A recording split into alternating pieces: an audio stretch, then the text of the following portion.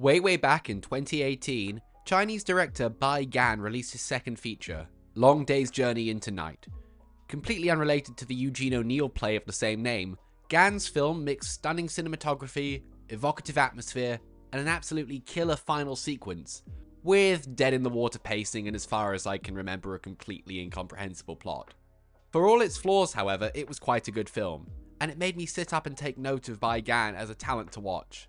This film might not have been as good as some of the reviews suggested it was, but I reckon his next one will definitely be something worth seeing.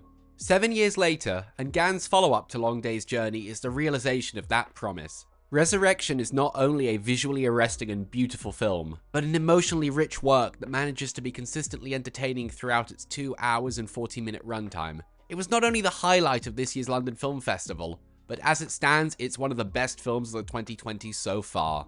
The second the film begins, Gan's visual creativity is instantly apparent, expertly brought to life by an incredibly talented production team, and Gan's longtime cinematographer, Dong Jin-song, who also shot Long Day's Journey. As the film's first sequence continued, I thought to myself, okay, this is obviously incredible, but there's no way it's going to keep this up for the entire runtime. But you know what? It does, and it consistently keeps creating incredible images and positioning the camera in new and interesting ways that I feel I probably could have watched the film on mute and still adored it. The movie is made up of 6 distinct sequences, with each one serving in part as a homage to a certain style of movie, moving in chronological order. There's clear European influence here, particularly in the first 2 sequences. Yet the film still feels grounded in Chinese cinema, particularly that of 5th-generation filmmakers. It's a love letter to cinema, which is a genre I have come to hate as increasingly it feels more and more platitudinous and awards-baity.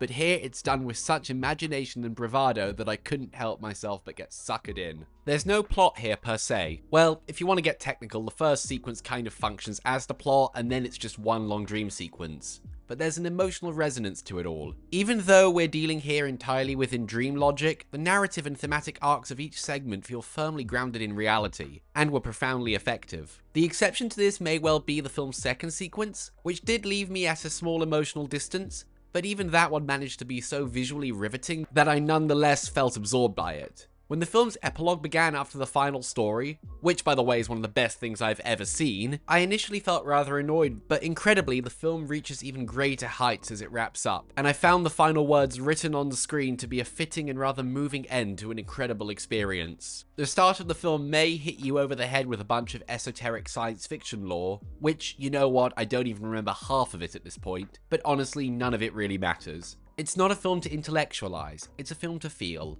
In addition to being a film about films, it's also about the senses, with each section representing one of the 5 senses plus the mind. But frankly, this is only apparent in retrospect after you read about it, and again, it almost feels like an unnecessary detail for experiencing the film. Finally, the film's acting was all round good, and there's not a weak link in the cast, including from the child performers, but Jackson Yee was transformative in his 5 leading roles. I never once thought, oh, he's doing distinct performances in all his various parts. I was just so absorbed by the film that I somewhat foolishly only realized after the fact that it was all him. And this is something not only down to his considerable acting talent and close alignment with Gan's vision, but also the excellent hair and makeup, which spans across multiple time periods and film genres. This feels like a film that will be remembered. It may linger around the underground for a bit, but I'm confident more and more people will keep discovering it as time goes on. Gan's visual style can sometimes feel akin to Gaspar Noé's, and I can see this garnering a similar cult following to something like Enter the Void. My first thought coming out of this movie was, wow, new film school classic just dropped, and I mean that as a compliment. See this on the biggest screen you can. It's out in the US on the 12th of December, and in the UK on the 27th of February, and I'm going to give this one a 7, just kidding, it's a 10, it is obviously a 10 out of 10.